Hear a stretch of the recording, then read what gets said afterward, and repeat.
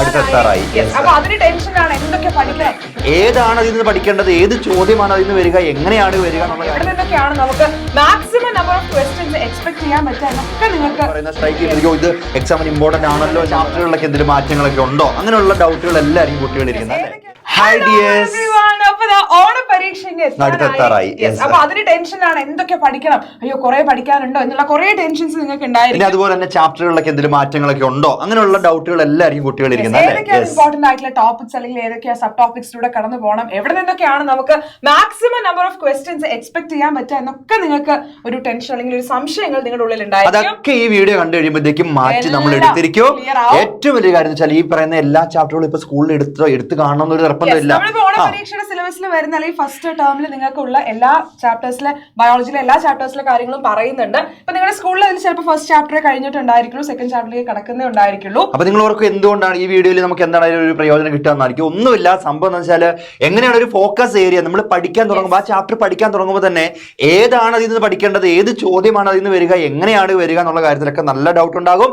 അതൊക്കെ മാറ്റിയെടുക്കുക എന്നുള്ളത് കൂടെ ഞങ്ങളുടെ ഒരു ലക്ഷ്യമാണ്. ഇപ്പൊ നിങ്ങളുടെ ടോപ്പിക്സിലൂടെ കടന്നു പോയി കഴിഞ്ഞാൽ നിങ്ങൾക്ക് ഒരു ഐഡിയ കിട്ടും എവിടെ നിന്നൊക്കെയാണ് ക്വസ്റ്റ്യൻ അല്ലെങ്കിൽ എത്രത്തോളം പഠിക്കാനുണ്ട് എന്നുള്ള ഐഡിയ കൂടി നിങ്ങൾക്ക് കിട്ടും. അപ്പൊ അതിനനുസരിച്ച് ഇപ്പൊ തന്നെ അവരുടെ ടൈം ടേബിളും കാര്യങ്ങളൊക്കെ അവർക്ക് എന്ത് ചെയ്യാൻ പ്ലാൻ ചെയ്യാനായിട്ട് പറ്റും. അല്ലെ നമ്മളിപ്പോ വായിച്ചുകൊണ്ടിരിക്കുമ്പോൾ തന്നെയാണെങ്കിൽ സ്ട്രൈക്ക് ചെയ്യണം. ഇപ്പൊ നമ്മളിവിടെ ഒരു കാര്യം പറയുന്ന സ്ട്രൈക്ക് ചെയ്യുമ്പോൾ ഇത് എക്സാമിന് ഇമ്പോർട്ടന്റ് ആണല്ലോ എന്നുള്ള കാര്യത്തിൽ. അപ്പൊ ഈ കൊടുത്തിരിക്കുന്ന കാര്യങ്ങളല്ലാതെ നമ്മളിവിടെ പറയുന്ന കാര്യങ്ങളല്ലാതെ ഒന്നും എക്സാമിന് ചോദിക്കില്ല. ആ ഒരു പേടിയെ നിങ്ങൾക്ക് വേണ്ട. ബിക്കോസ് നമ്മൾ ഒരുപാട് വർഷം നമ്മൾ എന്താണ് പ്രീവിയസ് ക്വസ്റ്റ്യൻ പേപ്പർ നമ്മൾ അനലൈസ് ചെയ്തിട്ട് മാത്രം ഉണ്ടാക്കിയിട്ടുള്ള ഒരു ഡേറ്റയാണിത്.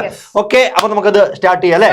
ഓക്കെ, അങ്ങനെയാണെങ്കിൽ ഫസ്റ്റ് ഐശ്വര്യമായിട്ട് നമുക്ക് ബോട്ടണിയിൽ നമ്മുടെ സെക്ഷൽ ഡിപ്രഷൻ ഫ്ലവറിംഗ് പ്ലാന്റ്സ് എന്ന് പറഞ്ഞൊരു ചാപ്റ്റർ ആണ് നമുക്ക് ഇവിടെ ഫസ്റ്റ് ആദ്യത്തെ ചാപ്റ്റർ എന്നുള്ള കാര്യം അറിയാം, കാണാൻ കുഴപ്പമില്ലായിരിക്കും. ഓക്കെ, അപ്പൊ ഇതിനകത്ത് ഏറ്റവും കൂടുതൽ ചോദ്യങ്ങൾ വരിക എന്ന് വെച്ചിട്ടുണ്ടെങ്കിൽ നമുക്കിപ്പോ ഒരു ടോട്ടൽ ഒരു കുറച്ചൊരു 10 പോയിന്റുകൾ അടുത്ത് ഞാൻ എഴുതി വെച്ചിട്ടുണ്ട്. 10 ഇല്ലാന്ന് തോന്നുന്നു അല്ലെ, ഒരു 9 പോയിന്റ് എഴുതി വെച്ചിട്ടുള്ളൂ. അതിൽ നോക്കി ആദ്യം വരാനായിട്ട് ചാൻസ് ഉള്ളതാണ് കൈൻഡ്സ് ഓഫ് പോളിനേഷൻ എന്ന് പറഞ്ഞൊരു സംഭവം ഉണ്ട്. അത് ഒരു കാരണം വെച്ചാലും മിസ്സാക്കല് നമ്മുടെ ഓട്ടോഗമി, സീനോഗമി, ജിയനോഗമി എന്നൊക്കെ പറഞ്ഞ സാധനങ്ങളല്ലേ, അത് അതിന്റെ പേരുകൾ അത് എന്താണ് സംഭവം എന്നുള്ളത് മാത്രം എഴുതി വെച്ചാൽ മാർക്ക് കിട്ടും. ഇനി അതുപോലെയാണ് ടൈപ്സ് ഓഫ് പോളിനേഷൻ.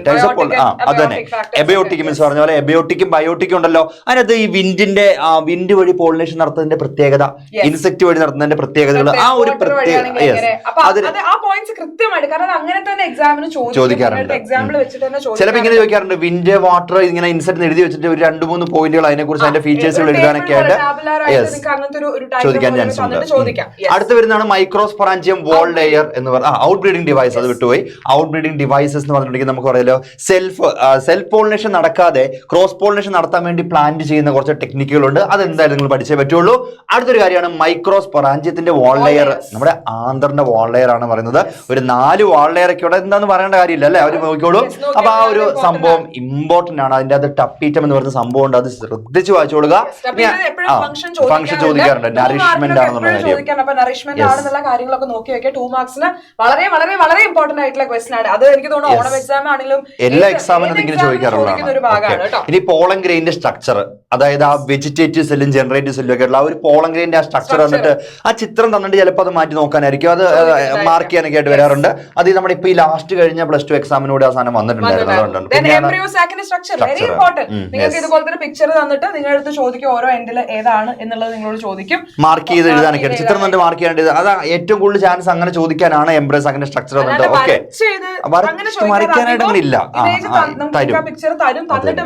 രണ്ടാമത്തെ ഈ ആന്റിപോഡൽ സെൽസ് ആണെങ്കിൽ ഇവരുടെ ഒക്കെ ഫംഗ്ഷൻ എന്താണ്, ഇങ്ങനെയുള്ളൊക്കെ ചോദിക്കാനായിട്ട് ചാൻസ് ഉണ്ട്. ഇനി അടുത്താണ് ഡബിൾ ഫെർട്ടിലൈസേഷൻ എന്ന് പറഞ്ഞിട്ടുണ്ടെങ്കിൽ എന്താണ് both syngamy and triple fusion എന്ന് പറയുമ്പോഴത്തേക്കും ഇത് സംഭവം നമ്മുടെ ഡബിൾ ഫെർട്ടിലൈസേഷൻ ചോദിക്കാറുണ്ട്. വലിയ മാർക്കുകൾക്ക് ചോദിക്കാറില്ല അതിൽ നിന്ന്. പിന്നെ എംബ്രയോ ഡെവലപ്മെന്റ് സ്റ്റേജ് ഇമ്പോർട്ടന്റ് ആണ് സംഭവം. അതായത് ഒരു സൈഗോട്ടിൽ നിന്ന് ഈ പറഞ്ഞൊരു മെച്ചൂർ എംബ്രയോയിലേക്ക് ഈ സാധനം മാറുന്നത് എങ്ങനെയാണെന്നുള്ള ആ സ്റ്റേജുകൾ, ഓരോ സ്റ്റേജുകളുടെ പേരുകൾ നമ്മൾ അറിഞ്ഞിരിക്കണം. ആ ചിത്രം തന്നിട്ട് അല്ലെങ്കിൽ അത് ഈ ഓർഡർ എന്താണ് മാറ്റി കൊടുക്കും, ഓർഡർ മാറ്റി കൊടുത്തിട്ട് അത് നേരെയാക്കാനൊക്കെ ആയിട്ട് തരാറുണ്ട്. പിന്നെ ലാസ്റ്റ് സീഡിന്റെ സ്ട്രക്ചറാണ് നമ്മുടെ മോണോക്കോട്ടിന്റെയും ഡൈക്കോട്ടിന്റെയും, അതും ചിത്രം തന്നിട്ടുള്ള ഒരു ചോദ്യമായിരിക്കും എപ്പോഴും ചോദിക്കാറുള്ളത്. അപ്പൊ അതൊന്ന് ശ്രദ്ധിച്ചു വെച്ചാൽ മതി. അപ്പൊ പറയുന്ന കാര്യം എന്താ വെച്ച് കഴിഞ്ഞാൽ ഒരു പിക്ചറും നിങ്ങൾ വിടരുത്. കാരണം സൈഡിൽ കൊടുത്തിട്ടുള്ള എല്ലാ പിക്ചറിലൂടെ നിങ്ങളുടെ കണ്ണ് പോകണം. അതിൽ ഏത് പിക്ചർ വേണമെങ്കിലും ചോദിക്കാം, മാർക്ക് ചെയ്യാനായിട്ട് നിങ്ങളടുത്ത് ചോദിക്കാം. അതുകൊണ്ട് വെരി ഇമ്പോർട്ടന്റ്, ഏത് പിക്ചർ, ഒരു പിക്ചർ പോലും ഇമ്പോർട്ടന്റ് അല്ലാത്തതില്ല. അതുകൊണ്ട് അതുകൊണ്ട് അത് നിങ്ങൾ വിടരുത്. അത് എന്തായാലും എന്താണ് ഒരു പിക്ചർ തന്നിട്ടുള്ള ചോദ്യം മസ്റ്റ് ആണ് അവിടെ, ഒരു കാരണവശാലും അതിലൊരു മാറ്റം ഉണ്ടാവാനായിട്ട് പോകുന്നില്ല. ഓക്കെ, അടുത്ത നമുക്ക് ചാപ്റ്റർ നോക്കാം അല്ലെ, നമ്മുടെ biotechnology principles and process. Okay, ഇതാണ് നമ്മൾ നേരത്തെ പറഞ്ഞ കുറച്ച് പേർക്ക് ഇത് എടുത്ത് തുടങ്ങുന്നേ ഉണ്ടാവുള്ളൂ, പക്ഷെ അതുകൊണ്ട് ടെൻഷൻ ഒന്നും വേണ്ട. ഇതിപ്പോ ബോട്ടണിയിൽ വരുന്ന ആയതുകൊണ്ട് തന്നെ രണ്ടാമത്തെ ചാപ്റ്റർ ആണ് വരുന്നത്. ബോട്ടണിയിൽ ആകെ 2 ചാപ്റ്റർ ഉള്ളൂ എക്സാമിന്, അതിൽ ഇതിനകത്ത് മുഴുവനില്ല, ബയോടെക്നോളജി മുഴുവനില്ല, കുറച്ചേ ഉള്ളൂ. ബോട്ടണി എക്സാമിന് ഏതായാലും 30 എല്ലാവർക്കും നല്ല മാർക്ക് കിട്ടും എന്നുള്ളതാണ്. അപ്പൊ ഏറ്റവും വലിയ പ്രശ്നം എന്താ അറിയാവോ, ഈ ചാപ്റ്ററിന്റെ എണ്ണം കുറയുമ്പോഴത്തേക്കും ഈ സംഭവം എന്താണ്, ഇതിന്റെ നമ്പർ കൂടും, ടോപ്പിക്സിന്റെ നമ്പർ കൂടും. അപ്പം ഒരു ചാപ്റ്ററിൽ നിന്ന് കൂടുതൽ ചോദ്യം ചോദിക്കാനുള്ള ചാൻസുകൾ അവിടെ ഉണ്ട്. അപ്പൊ ഈ പറഞ്ഞ പോയിന്റുകൾ എല്ലാം ഇമ്പോർട്ടന്റ് ആണെന്നുള്ള കാര്യം നിങ്ങൾ എന്ത് ചെയ്യുക. Okay, biotechnology. ബയോടെക്നോളജി നിങ്ങൾക്ക് കാര്യമായിട്ട് ഈ പറയുന്ന പോലെ തന്നെ റെസ്ട്രിക്ഷൻ എൻസൈംസിനെ പറ്റിയിട്ട് ചോദിക്കും. എൻസൈംസിന്റെ ഫംഗ്ഷൻ എന്താണ്, ഏതൊക്കെയാണെന്നുള്ള കാര്യം ചോദിക്കാം. പിന്നെ ജെൽ ഇലക്ട്രോഫോറസിസ് നിങ്ങളോട് ചോദിക്കും. ഓരോ സ്റ്റെപ്പ് ആയിട്ട് ചിലപ്പോ എനിക്ക് 1-2 തവണ ഇങ്ങനെ നിങ്ങൾക്ക് സ്റ്റെപ്പ് തന്നിട്ട് അത് അറേഞ്ച് ചെയ്യാനായിട്ട് പറഞ്ഞിട്ടുണ്ട്. പിന്നെ ചിത്രം തന്നിട്ടും കൂടുതൽ ചോദിക്കാറുണ്ട്, എന്തിന്റെ ചിത്രം, എന്താണ് പ്രോസസ് ഉള്ള കാര്യങ്ങൾ ചോദിക്കാറുണ്ട്. പിന്നെ പാലിൻഡ്രോമിക് DNA സീക്വൻസ്, നമ്മുടെ മലയാളം മാഡം എന്നൊക്കെ നമ്മൾ പറയുന്ന സംഭവമില്ലേ, അത് തിരിച്ചു മറിച്ചുള്ള ആ ഒരു സംഭവം നിങ്ങൾ ഇനി how bacterial cells are made competent to take up DNA, അതായത് DNA എടുക്കാനായിട്ട് ഈ ബാക്ടീരിയൽ സെല്ലിൽ എന്തൊക്കെ മാറ്റങ്ങൾ വരുന്നു, എങ്ങനെ മാറുന്നു, ആ സ്റ്റെപ്പ്, ആ 4 സ്റ്റെപ്പ് മാത്രം എഴുതി വെച്ചിട്ടുണ്ടെങ്കിൽ ഫുൾ മാർക്കാണ്. ഇനി ഏലിയൻ DNA ഇൻട്രൊഡ്യൂസിംഗ് ടെക്നോളജി, നമ്മുടെ മൈക്രോ ഇഞ്ചക്ഷനും അതിന്റെ ബയോളിസ്റ്റിക്സ് എല്ലാം അതാണ് ആ സംഭവങ്ങൾ മസ്റ്റ് ആയിട്ട് മടിച്ചിരിക്കണം. പിന്നെ ഉള്ളത് അതും വളരെ ഇമ്പോർട്ടന്റ് ആണ്. അപ്പൊ ഇതിൽ നിന്ന് ഇത്തരത്തിലുള്ള ക്വസ്റ്റ്യൻസ് ആണ് ഈ പറഞ്ഞ ജെൽ ഇലക്ട്രോഫോറസിസ് ആയിക്കോട്ടെ, അല്ലെങ്കിൽ പാലിൻഡ്രോം, ഇതൊക്കെ ഈ പറയുന്ന പോലെ 2 മാർക്കിന് സ്ഥിരമായിട്ട് ചോദിക്കുന്ന ഭാഗങ്ങളാണ് ഈ ക്ലോണിംഗ് മെത്തഡിലൊക്കെ. നമ്മളിപ്പം question paper previous question paper എടുത്ത് നോക്കുന്ന ക്ലോണിംഗ് മെത്തഡിന്റെ ഡയഗ്രാം ആണ്, അവിടെ ആ ഒരു പിക്ചർ തന്നിട്ട് അതിനെ വെച്ചിട്ടുള്ള ചോദ്യങ്ങളായിരിക്കും ചോദിക്കാനായിട്ട്. ഇനി അടുത്ത് നോക്കാം അല്ലെ. അപ്പൊ ഇത്രയാണ് നമ്മുടെ ബോട്ടണിയിലെ ചാപ്റ്റേഴ്സ് പറയുന്നത്. കഴിഞ്ഞു, ഇനി നമുക്ക് ഇനി സുവോളജി ഉണ്ട്. ബോട്ടണി കഴിഞ്ഞു എന്നാണ് ഞാൻ ഉദ്ദേശിച്ചത്. ഓക്കെ, അപ്പൊ ഒരു കാര്യം ചെയ്യാം, നമ്മുടെ സുവോളജിയിൽ ആകെ ഒരു 3 ചാപ്റ്ററേ വരുന്നുള്ളൂ അല്ലെ. നമ്മുടെ ഹ്യൂമൻ ഡിപ്രഷൻ വരുന്നുണ്ട്, റിപ്രഡക്റ്റീവ് ഹെൽത്ത് വരുന്നുണ്ട്, അതുപോലെ principles of inheritance and variation. Okay, ആദ്യം മെയിൽ റിപ്രൊഡക്റ്റീവ് സിസ്റ്റം, അത് ചിലപ്പം എന്തായിരിക്കും ഡയഗ്രം ബേസ്ഡ് ആയിരിക്കും വരാൻ ചാൻസ് ഉള്ളത്. മെയിൽ റിപ്രൊഡക്റ്റീവ് സ്ട്രക്ചറിൽ എന്തൊക്കെയാണ് ഉള്ളത് എന്നുള്ള കാര്യങ്ങളൊക്കെ, ആ ഗ്ലാൻസിന്റെ പേരാണെങ്കിൽ ശരി, അതുപോലെ തന്നെ ആ ഡക്ട് ഏതൊക്കെയാണെന്നുള്ള കാര്യങ്ങളും അതൊക്കെ എന്താണ് നിങ്ങൾ മസ്റ്റായിട്ടും അറിഞ്ഞിരിക്കണം. പിന്നെ അതുപോലെ ഫീമെയിൽ റിപ്രൊഡക്റ്റീവ് സ്ട്രക്ചറിന്റെ അതിൽ സെയിം കാര്യം തന്നെയാണ്, അതായത് അവിടെ ഏതൊക്കെ ഗ്ലാൻസ് ഉണ്ട്, ഏതൊക്കെയാണ് ഡക്റ്റിങ്ങിനുള്ള കാര്യങ്ങളെല്ലാം അറിഞ്ഞിരിക്കുക. പിന്നെ സ്പെർമാറ്റോജനിസിസ്, അത് ഏറ്റവും ഇമ്പോർട്ടന്റ് ആയിട്ട് സാധനം ചാപ്റ്ററിന് എപ്പോഴും വരാറുള്ളതാണ്. ഈ സ്പെർമാറ്റോജനിസിസ് വരും, അതുപോലെ തന്നെ ഫേസ് ഓഫ് മെൻസ്ട്രൽ സൈക്കിളിലെ ഈ സംഭവം മസ്റ്റായിട്ട് വരുന്നതാണ്. അതിന്റെ ഒരു ചാർട്ടൊക്കെ തന്നിട്ട്, ചാർട്ട് വളരെ ഇമ്പോർട്ടന്റ് ആണ്. പിന്നെ സെക്സ് ഡിറ്റർമിനേഷൻ, അതൊക്കെ ചോദിക്കാറുണ്ട്, ചെറിയ മാർക്കുകൾക്ക് ചോദിക്കാറുള്ള ചോദ്യമാണ്. പിന്നെ ഇംപ്ലാന്റേഷൻ എന്താണ് എന്നുള്ള രീതിയിലൊക്കെ ചോദിക്കാറുണ്ട്. പിന്നെ പ്ലാസന്റ, അതിന്റെ ഫങ്ഷൻസ് കാര്യങ്ങളൊക്കെ. ഓക്കെ, പിന്നെ അടുത്താണ് embryonic development during various months of pregnancy. നമ്മൾ നേരത്തെ സെക്ഷൽ ഡിപ്രഷനിൽ ഇൻ ഫ്ലവറിംഗ് ക്ലാസ്സിൽ പറഞ്ഞ പോലെ തന്നെ ആ എംബ്രിയോണിക് സ്റ്റേജിലെ അതുപോലെ തന്നെ ഇവിടെ ഒരു സ്റ്റേജ് ഉണ്ട് ഹ്യൂമൻസിലും. ആ സ്റ്റേജുകൾ നമ്മളൊന്ന് അറിഞ്ഞിരിക്കണം. പിന്നെ ലാസ്റ്റ് ലാക്ടേഷൻ അല്ലെങ്കിൽ കൊളസ്ട്രോത്തിന്റെ ആ ഒരു ഇമ്പോർട്ടൻസും കാര്യങ്ങളും അതൊക്കെ വെച്ചിട്ട് ചോദ്യങ്ങൾ വരാറുണ്ട്. അപ്പം ഹ്യൂമൻ ഡിപ്രഷനിൽ ഈ പറഞ്ഞിരിക്കുന്നതാണ് എല്ലാ വർഷവും ഏറ്റവും കൂടുതൽ ചോദ്യങ്ങൾ വരാറുള്ളത്. ഇത് കഴിഞ്ഞിട്ട് അങ്ങ് മാറാറില്ല, സാധാരണയായിട്ട് മാറാറില്ല എന്നുള്ള കാര്യം നമ്മൾ മനസ്സിലാക്കുക കേട്ടോ. ഓക്കെ, അടുത്ത റിപ്രൊഡക്റ്റീവ് ഹെൽത്ത് ആംനിയോസെന്റിസിസ് ആണ്. ആംനിയോസെന്റിസിസ് എന്ന് വെച്ചാൽ നമ്മളിത് ഗർഭസ്ഥ ഇതിന്റെ അവസ്ഥ നോക്കുന്ന കാര്യങ്ങളൊക്കെ ഇല്ലേ. അപ്പൊ അതെന്തായാലും ആംനിയോസെന്റിസിന്റെ ഉപകാരങ്ങളും അതിന്റെ ദോഷവശങ്ങളും ഇങ്ങനെയുള്ള കാര്യങ്ങളെല്ലാം നമ്മൾ അറിഞ്ഞിരിക്കണം. പിന്നെ അടുത്താണ് ഒബ്ജക്റ്റീവ്സ് ഓഫ് അതായത് ഈ ഒരു പരിപാടി, ഈ ചൈൽഡ് ഹെൽത്ത്, ഈ RCH പ്രോഗ്രാം ഒക്കെ എന്തിനു വേണ്ടിട്ട് വെച്ചാൽ നമുക്ക് ഒരുപാട് അവയർനെസ് നമുക്ക് കിട്ടണം ഓരോ കുട്ടികൾക്ക്. അപ്പൊ അത് എന്തൊക്കെയാണ് തീർച്ചയായിട്ടും അത് വളരെ സിമ്പിൾ ആയിട്ട് ആൻസർ ചെയ്യാൻ പറ്റും കേട്ടോ. അതായത് നമ്മൾ ടെക്സ്റ്റ് ബുക്കിന്റെ ഹെൽപ്പ് പോലും ഇല്ല, നമുക്ക് മനസ്സിൽ നിന്ന് വേണമെങ്കിൽ എടുത്ത് എഴുതാവുന്ന കാര്യങ്ങളാണ് അത്. ഓക്കെ, ഈ ചാപ്റ്ററിന്റെ ഹൃദയം എന്ന് പറയുന്നത് ഈ കിടക്കുന്ന നടുത്തുള്ള സാധനമാണ് കോൺട്രാസെപ്റ്റീവ് മെത്തേഡ്സ് ആണ്. അപ്പൊ അതിൽ നാച്ചുറൽ മെത്തേഡ് ഏതൊക്കെയാണ്? പീരിയോഡിക് അബ്സ്റ്റൻസ്, വിഡ്രോവൽ, ലാക്ടേഷൻ, ലമിനോറിയ, അതൊക്കെ അടിക്കണം. പിന്നെ ബാരിയർ മെത്തേഡ് എന്ന് വെച്ചാൽ നമ്മുടെ കോണ്ടംസിന്റെ കാര്യങ്ങളൊക്കെയാണ്. ഇൻട്രാ യൂട്രൈൻ ഡിവൈസസ് ഉണ്ട്. പിന്നെ ഓറൽ കോൺട്രാസെപ്റ്റീവ്സ്. ഈ ഒരു 6 മെത്തേഡുകളിലുള്ള ഈ മെത്തേഡുകൾ അത് തന്നെ. അപ്പൊ ഇത് മസ്റ്റായിട്ട് നമ്മൾ ഈ വാസക്ടമി ട്യൂബക്ടമി എപ്പോഴും ചിത്രം തന്നിട്ടായിരിക്കും. ആ ചിത്രം തന്നിട്ട് ഇത് എന്താണെന്നുള്ള കാര്യം കണ്ടുപിടിക്കാനൊക്കെ ആയിരിക്കും. എന്ത് സിമ്പിൾ അല്ല ചോദ്യമൊക്കെ അതില് ശരിക്കും പറഞ്ഞാൽ. പിന്നെ അടുത്താണ് MGPs, അത് മെഡിക്കൽ ടെർമിനേഷൻ ഓഫ് പ്രഗ്നൻസിന്റെ കാര്യം നമ്മൾ അറിയണം. പിന്നെ STDs, സെക്ഷുവലി ട്രാൻസ്മിറ്റഡ് ഡിസീസ് ഏതൊക്കെയാണ്. പിന്നെ അസിസ്റ്റഡ് റിപ്രൊഡക്റ്റീവ് ടെക്നോളജീസ്, അതായത് നമ്മുടെ ഏതൊക്കെയാണ് അതിനകത്തല്ലേ കുറെ മെത്തേഡുകൾ നമ്മൾ കൊടുത്തിട്ടുണ്ടല്ലോ. ആ മെത്തേഡുകൾ വഴി, അതായത് ഇൻഫെർട്ടൈൽ ആയിട്ടുള്ള ഒരാളെ ഫെർട്ടൈൽ ആക്കി മാറ്റാനുള്ള കുറെ മെത്തേഡുകളാണ് അവിടെ ഉള്ളത്. അപ്പൊ ആ സംഭവം നമ്മൾ എന്ത് ചെയ്യണം, അറിഞ്ഞിരിക്കണം. ഓക്കെ, ഇതില്ലാത്ത ക്വസ്റ്റ്യൻ പേപ്പർ ഇല്ല മക്കളെ, നിങ്ങൾ എന്തായാലും നോക്കി വെച്ചോ, ഇതിൽ നിന്ന് ക്വസ്റ്റ്യൻ ഉണ്ടായിരിക്കും. ഓക്കെ, അപ്പൊ ഇത് നിങ്ങൾ നോട്ട് ചെയ്ത് വെക്കുക. അടുത്ത ചാപ്റ്ററിലേക്ക് പോലെ ഒരു ചാപ്റ്ററും കൂടി last chapter principles of inheritance and variation. ഏതാണ്? ഇതിലാണ് നിങ്ങൾക്ക് ഈ പറയുന്ന ക്രോസും കാര്യങ്ങളും ഒക്കെ എല്ലാം വരുന്നുണ്ട്. അപ്പം എനിക്ക് തോന്നുന്നത് ബോട്ടണിനെ വെച്ച് കമ്പയർ ചെയ്യുമ്പോൾ സുവോളജിയിൽ 3 ചാപ്റ്റർ വരുന്നതുകൊണ്ട് തന്നെ ഈ 3 ചാപ്റ്ററിനകത്ത് ഈക്വൽ ആയിരിക്കും ക്വസ്റ്റ്യൻസ് വരിക അല്ലെ. 30 മാർക്ക് വരുമ്പോഴത്തേക്കും ഒന്ന് ആലോചിക്കുക, 10 മാർക്ക് ഇതിൽ നിന്ന് 10 മാർക്ക് അതിൽ നിന്ന് 10 അങ്ങനെ പോകാനായിട്ട് ചാൻസുകളുണ്ട്.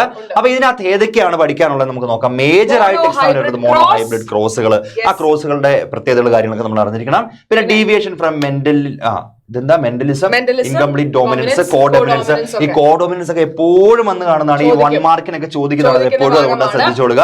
ദെൻ വൈ ഡ്രോസോഫില എന്ന് വെച്ചാൽ ഡ്രോസോഫിലിനെ വെച്ചിട്ടുള്ള ക്വസ്റ്റൻ ഇഷ്ടംപോലെ വരുന്നുള്ളതുകൊണ്ട് അതുകൊണ്ടാണ് ഈ വൈ ഡ്രോസോഫില എന്ന് തന്നെ നമ്മൾ കൊടുത്തേക്കണം. അതുകൊണ്ടാണ് അങ്ങനെ തന്നെയാണ് ചോദിക്കാറുള്ളത് കൂടുതലായിട്ടും. പിന്നെ ലിങ്കേജും അതുപോലെ ക്രോസിംഗ് ഓവറും ചോദിച്ചിരിക്കും. ചോദിക്കുന്ന വെരി വെരി ഇമ്പോർട്ടന്റ്. ഇത് പഠിക്കാൻ നിങ്ങൾ പോകരുത്. എല്ലാം ഇമ്പോർട്ടന്റ് തന്നെയാണ്, പക്ഷെ ഇതൊക്കെ എപ്പോഴും എക്സാമിന് ചോദിക്കുന്നതാണ്. അതുകൊണ്ടാണ് ഇപ്പോഴല്ല എന്നുണ്ടെങ്കിൽ പബ്ലിക് എക്സാമിനാണെങ്കിലും ഇത് ഉപകാരമാവുന്നുള്ള കാര്യമാണ്. ഓക്കെ, അതോടെ മനസ്സിലാക്കണം. പിന്നെ ഡിസോർഡേഴ്സ്, ഹിമോഫീലിയ, SCAP, ഈ അസുഖങ്ങളൊക്കെ നമ്മൾ എന്ത് ചെയ്യണം, മസ്റ്റായിട്ട് അറിഞ്ഞിരിക്കണം.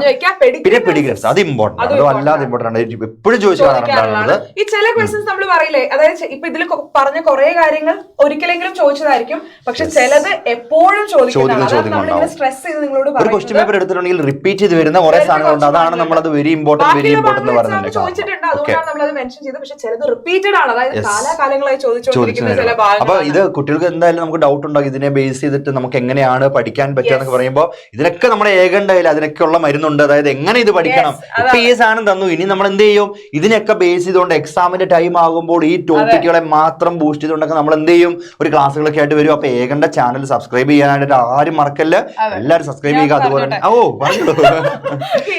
നമ്മൾ പറഞ്ഞ പോലെ തന്നെ എന്താണ്, ഒരു ടെൻഷനും വേണ്ട. ഏകന്റെ എല്ലാ ഫാക്കൽറ്റീസും ഈ ബയോളജിക്ക് ഇതാ ഞങ്ങളുണ്ട്, ഇർഫാൻ സാർ ഉണ്ട്, അശ്വിനി മിസ് ഉണ്ട്, എല്ലാവരും സാർ ഉണ്ട്, എല്ലാവരും ഉണ്ട്. അപ്പൊ എല്ലാവരും റെഡി ആയിട്ട് ഇരിക്കുകയാണ്. ഇത് കൂടാതെ തന്നെ നമുക്ക് ഇനി എന്താണ് ഒരുപാട് എല്ലാ ഫാക്കൽറ്റീസും എല്ലാ സബ്ജക്റ്റിനും എല്ലാവരും റെഡി ആയിട്ട് ഇവിടെ നിൽക്കുകയാണ്. അപ്പൊ ഒരു ടെൻഷനും വേണ്ട. ഓണം എക്സാം എന്ന് ഓർത്ത് നിങ്ങൾക്ക് അങ്ങനെ ടെൻഷൻ അടിക്കേണ്ട കാര്യമില്ല. അല്ലെങ്കിൽ ഇത് ടെൻഷൻ അടിപ്പിക്കാനല്ല നമ്മളിതൊന്നും ഒരിക്കലല്ല. ഇതൊക്കെ പഠിച്ചു വെക്കണം എന്ന് പറയാൻ വേണ്ടിയിട്ട് നമ്മൾ വന്നതാണ്. അല്ലാതെ എന്താണ് ഇത് ഇപ്പോഴേ പഠിച്ചു തുടങ്ങണം, പഠിച്ചു തുടങ്ങിയാൽ നല്ലതാണ്. ഞാൻ പറഞ്ഞാൽ ഇത് കണ്ടുകൊണ്ട് പേടിക്കരുത്. ഇത് നമ്മൾ ഫോക്കസ് ചെയ്താൽ ഇതായിരിക്കും വരിക എന്നുള്ളത്. കൃത്യമായി പ്ലാൻ ചെയ്യാൻ വേണ്ടിയിട്ടാണ് നമ്മൾ ഈ കാര്യങ്ങൾ ആദ്യം. അപ്പൊ നിങ്ങളൊന്ന് ആലോചിച്ച് നോക്കി, നിങ്ങൾ ടെക്സ്റ്റ് ബുക്ക് എടുത്ത് കഴിയുമ്പോഴത്തേക്ക് ക്രോമസോമൽ ഡിസോർഡേഴ്സ് എന്ന് പറഞ്ഞ് ടീച്ചർ അവിടെ ചാപ്റ്റർ പഠിപ്പിക്കാൻ തുടങ്ങുമ്പോഴേ നമുക്കറിയാം ഇത് അന്ന് നമ്മൾ വീഡിയോയിൽ കണ്ടാണല്ലോ, ഇമ്പോർട്ടന്റ് ആണെന്നുള്ള കാര്യം നിങ്ങൾക്ക് തന്നെ അത് മനസ്സിലാകും കേട്ടോ. അപ്പൊ അതുകൊണ്ടാണ് ഇതിവിടെ എഴുതി വെച്ചിരുന്ന എല്ലാ കാര്യങ്ങളും. ഇനി 2 മാസം ഇപ്പോഴും ഇതൊക്കെ എന്തിനാണ്, അപ്പൊ അതാണ് നിങ്ങൾ ആദ്യം പറഞ്ഞത്. പെട്ടെന്ന് നിങ്ങളുടെ ടൈം പോകും. പറയുമ്പോഴേക്കും നോക്കാം, നിങ്ങളിപ്പോ സ്കൂളൊക്കെ തുറന്നത് ഇപ്പൊ തന്നെ 1.5 മാസം കഴിഞ്ഞു. ഇനി ഒരു 1.5 മാസത്തിനുള്ള എക്സാം ആയി. അപ്പൊ എന്ത് ചെയ്യാ, ഇപ്പൊ തന്നെ നമ്മളൊരു കൃത്യമായിട്ടുള്ള പ്ലാനിങ്ങോട് കൂടി നമ്മൾ മുമ്പോട്ട് പോവാണെന്നുണ്ടെങ്കിൽ നല്ലൊരു ടൈം ടേബിളിലൊക്കെ വെച്ചിട്ടല്ലേ എല്ലാ ദിവസവും ഒരു കുറച്ച് പഠിച്ചൊക്കെ പോവാണെന്നുണ്ടെങ്കിൽ ഇതൊക്കെ നമ്മൾ ആദ്യം കാണുന്ന ഒരു ഫീൽ ഉണ്ടാവില്ല. എക്സാമിന് പോകുമ്പോഴത്തേക്കും നമുക്ക് എന്താണ്, ഈ വാക്കുകൾ കേട്ടാൽ തന്നെ നമുക്ക് മനസ്സിലാകും, ഓ ഇത് ഇമ്പോർട്ടന്റ് ആണല്ലോ എന്ന് മനസ്സിലായിട്ട് അതിനു വേണ്ടിയിട്ടാണ് നമ്മൾ ഈ വീഡിയോ ചെയ്തത്. യെസ്, അപ്പൊ വേറെന്താ മിസ്സേ നമുക്ക് പറയാനുള്ളത്? ഇനി നിങ്ങൾ നിങ്ങളുടെ ഫ്രണ്ട്സിന് എന്ത് ചെയ്യാ, ഫ്രണ്ട്സിന് ഈ വീഡിയോ ഷെയർ ചെയ്ത് അവർക്ക് ഉപകാരമാവട്ടെ അല്ലെ, എല്ലാവർക്കും ഉപകാരമാവട്ടെ. അപ്പൊ നിങ്ങൾ എന്ത് ചെയ്യും, വീഡിയോ ഇഷ്ടമായെങ്കിൽ ലൈക്ക് ചെയ്യാനും മറക്കരുത്. പിന്നെ നമ്മുടെ ലൈവ് ക്ലാസ്സുകളിലൊക്കെ ഇതിനൊക്കെയുള്ള പ്രതിവിധികളും അതുപോലെ തന്നെ നമ്മുടെ ആപ്പ് ആണെങ്കിലും ശരി എന്തിലാണെങ്കിലും ശരി ഇതിലെല്ലാം കാര്യങ്ങളും നമ്മൾ എക്സ്പ്ലെയിൻ ചെയ്യുന്നുണ്ട്. അപ്പൊ എല്ലാ ദിവസവും നമ്മൾ ലൈവിൽ നിങ്ങൾ വരിക, കാരണം നമ്മൾ ഇതിനനുസരിച്ച് തന്നെയാണ് നമ്മുടെ ലൈവും എല്ലാ കാര്യങ്ങളും ഷെഡ്യൂൾ ചെയ്തിട്ടുള്ളതും. അപ്പൊ നമ്മുടെ ഓണം എക്സാമിന്റെ പോർഷൻസ് ഒക്കെ നമ്മൾ കൃത്യമായിട്ട് പഠിച്ചു പോകുന്നുണ്ടാവും. നമ്മൾ എല്ലാ പ്രീവിയസ് ഇയർ ക്വസ്റ്റ്യൻസ് ഡിസ്കസ് ചെയ്യും, അഡീഷണൽ ക്വസ്റ്റ്യൻസ് ഡിസ്കസ് ചെയ്യും, എല്ലാ ടോപ്പിക്സിലും നിങ്ങളുടെ ഡൗട്ട്സും എല്ലാം ക്ലിയർ ചെയ്ത് എല്ലാ കാര്യങ്ങളും പഠിപ്പിച്ചിട്ടേ നമ്മൾ മുമ്പോട്ട് പോകുന്നുണ്ട്. പിന്നെ വേറെ ഇമ്പോർട്ടന്റ് ആയിട്ടുള്ള ഒരു കാര്യം എന്ന് വെച്ചിട്ടുണ്ടെങ്കിൽ ഇതുപോലെ എക്സാമിന് റിലേറ്റഡ് ആയിട്ടോ അല്ലെങ്കിൽ സബ്ജക്ട് റിലേറ്റഡ് ആയിട്ടോ എന്തെങ്കിലുമൊക്കെ ഡൗട്ടുകൾ വെച്ച് നിങ്ങൾക്ക് വീഡിയോസ് ചെയ്യണം എന്നുണ്ടെങ്കിൽ നിങ്ങൾക്ക് ഈ വീഡിയോ അടിയിൽ എന്ത് ചെയ്യാം, താഴെ കമന്റ് ചെയ്തോളൂ. ആ കമന്റിനനുസരിച്ച് നമ്മൾ വീഡിയോസ് ചെയ്യുന്നതായിരിക്കും. അതിപ്പോ സബ്ജക്ട് വേണമെങ്കിൽ അതായിക്കോട്ടെ, എന്ത് കാര്യങ്ങൾ നിങ്ങൾക്ക് എന്താണോ അതനുസരിച്ച് നമ്മൾ വീഡിയോസും കാര്യങ്ങളൊക്കെ അപ്ലോഡ് ചെയ്യും. ഇതിപ്പോ ഈ വീഡിയോ ഇപ്പൊ ചെയ്ത് തന്നെ നമ്മുടെ കഴിഞ്ഞ വീഡിയോ അടിയിൽ കമന്റ് വന്നുകൊണ്ടാണ് എങ്ങനെയാണ് നമ്മൾ ഈ ബയോളജിക്ക് വേണ്ടി പ്രിപ്പയർ ആവുക എന്നുള്ള കമന്റ് വന്നുകൊണ്ടാണ്. അതേപോലെ തന്നെ നിങ്ങൾക്ക് എന്ത് വേണം, എന്ത് അപ്ഡേറ്റ്സ് വേണം, എന്തൊക്കെ കാര്യങ്ങൾ വേണം, അത് തന്നെ. അപ്പൊ നിങ്ങളുടെ കസ്റ്റമേഴ്സ് എന്ന് പറയാം അല്ലെ, കസ്റ്റമേഴ്സ് എന്ന് പറയാൻ പറ്റില്ലല്ലോ ഒരിക്കലും. ഓക്കെ, പ്രയോറിറ്റി ഞാൻ പറഞ്ഞാൽ മറിയതാണ് അതൊക്കെ. അപ്പൊ താഴെ നിങ്ങൾ എന്ത് ചെയ്ത് കൊടുക്കുക, കമന്റ് ചെയ്ത് കൊടുക്കുക. നമ്മൾ അതിനനുസരിച്ചുള്ള വീഡിയോസ് ആയിട്ട് വരുന്നതായിരിക്കും. അപ്പൊ റെഡിയാണല്ലോ, ഉണ്ടായിരിക്കണം എല്ലാ ദിവസത്തെ ലൈവിലും നിങ്ങൾ എല്ലാവരും തന്നെ ഉണ്ടായിരിക്കണം. അപ്പൊ മറക്കരുത്, വീഡിയോ ലൈക്ക് ചെയ്യാൻ മറക്കരുത്, ഫ്രണ്ട്സിന് ഷെയർ ചെയ്യാനും മറക്കരുത്. പിന്നെ വീഡിയോസ് ഇടയ്ക്കിടയ്ക്ക് വരും. അപ്പൊ ഇടയ്ക്കിടയ്ക്ക് വരുമ്പോ ഇടയ്ക്കിടയ്ക്ക് കാണണമെന്നുണ്ടെങ്കിൽ എന്ത് ചെയ്യും, സബ്സ്ക്രൈബ് ചെയ്യണം. അത് തന്നെ ഞാൻ അത് തന്നെ നമ്മൾ ഒന്നുകൂടെ പറഞ്ഞെന്ന് അങ്ങനെ ആലോചിച്ചായിരുന്നു. യെസ്, ഓക്കെ, പറഞ്ഞില്ല അല്ലേ, ഓക്കെ ഓക്കെ. സബ്സ്ക്രൈബ് ചെയ്യാൻ മറക്കരുത്, കാരണം എന്നാലും ഞങ്ങളെ പോലെ ഇങ്ങനെ ഇടയ്ക്കിടയ്ക്ക് ഞങ്ങളുടെ ഈ സുന്ദരമായിട്ടുള്ള മുഖങ്ങളൊക്കെ ഇങ്ങനെ ഇടയ്ക്കിടയ്ക്ക് കാണാനായിട്ട് സാധിക്കുള്ളൂ. അപ്പൊ ഇനി അടുത്ത വീഡിയോ കാണാം. അടുത്ത വീഡിയോ കമന്റ് ചെയ്ത് നിങ്ങളാണ് ഓൾ ദ ബെസ്റ്റ്. ഓക്കെ, അപ്പൊ നിങ്ങൾ കമന്റ് ചെയ്ത് കൊടുക്കുക. ആ വീഡിയോ ആയിട്ട് ഞങ്ങൾ 2 വീഡിയോ ഉണ്ടാകും. റെഡി അല്ലേ? Bye bye.